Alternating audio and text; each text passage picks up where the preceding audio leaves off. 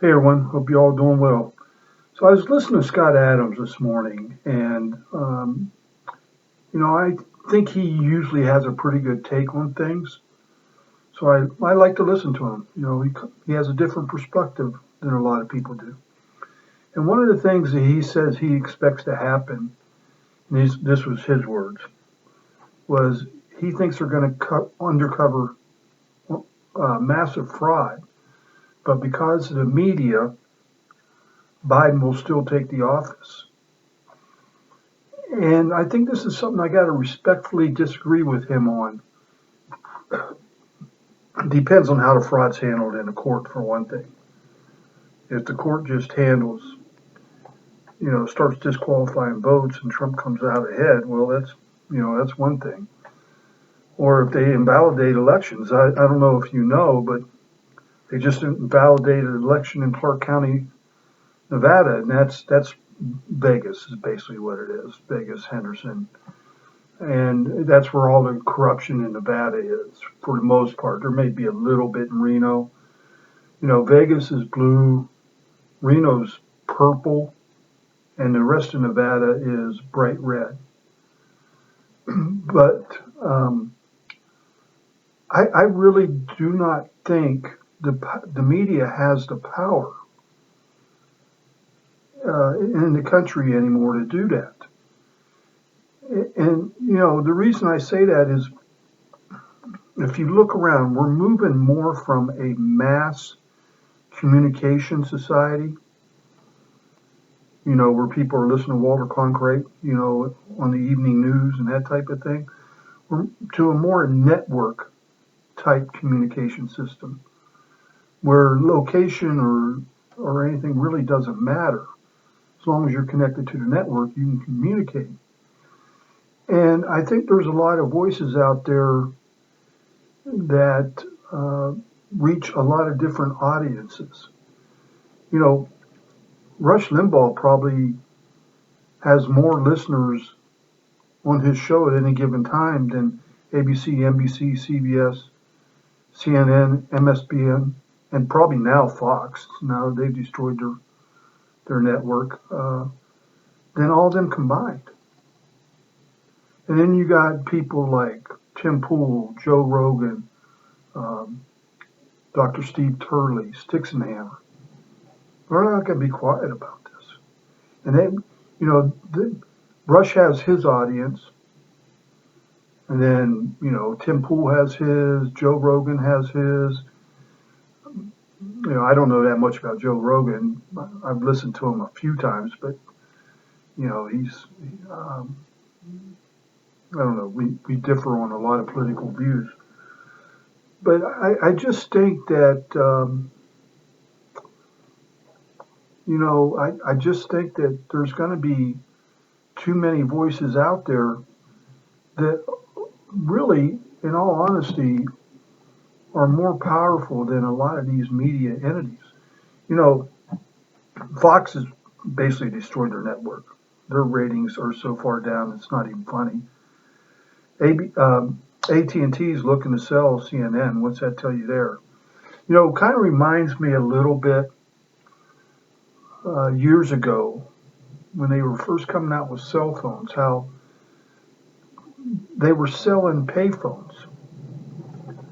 And I thought to myself, well, they're selling payphones, because they're going to be obsolete in a little while. And that's exactly what happened. And, all these people that bought these payphones, when was the last time anybody used a payphone? I can't think of the last time I used a payphone. We got our first cell phones in like 1995. And it's funny. Pulled out a box that had them phones in there, and my kids just were rolling on the ground. Couldn't believe these big, bulky cell phones that we had back in them days, but it was kind of funny. But so I think if there's massive fraud proven and the courts act, now if there's massive fraud proven and the courts don't act, then I don't know. I don't know where we go from there. But if massive fraud is proven, I don't know how the courts don't act. And by the way, I finally found out what's going on in Georgia because I just blown away that Georgia went blue. And I guess the Secretary of State there is a big time never Trumper. The governor's basically hiding. And Sidney Powell and Lynn Wood now has said the governor's corrupt and took money.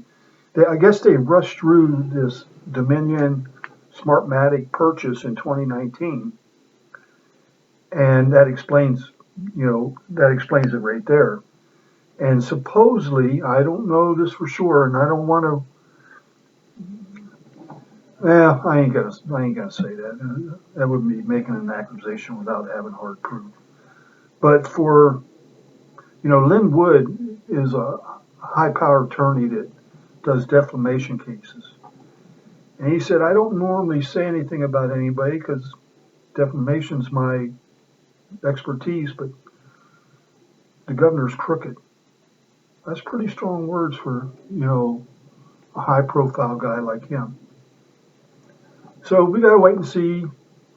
The first federal case for Pennsylvania they are now in front of the judge. Michigan's moving forward. Like I said, Nevada just canceled an election. They're going to do a special election for that because they found so many basically fraudulent votes. So I don't know how that's going to work out in the big scheme of things for Nevada. But, honestly, Nevada's really non-player. Georgia, PA, and either Wisconsin or Michigan is really where it's at. Even though maybe if Trump won Georgia, Pennsylvania, and Nevada, that might put him over. I'm not sure. I'd have to go back and look at the numbers. But that's kind of where we're at on everything. Oh, by the way, that Secretary of State, he's a Republican, mind you. Republican.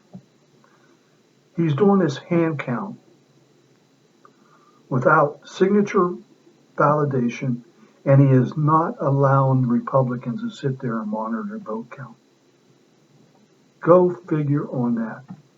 If you're in Georgia, man, you need to write your assemblyman or your senator or call them or do something. But this is a joke. It's turning Georgia into a joke. All right. Thank you all. You have a good day. Bye.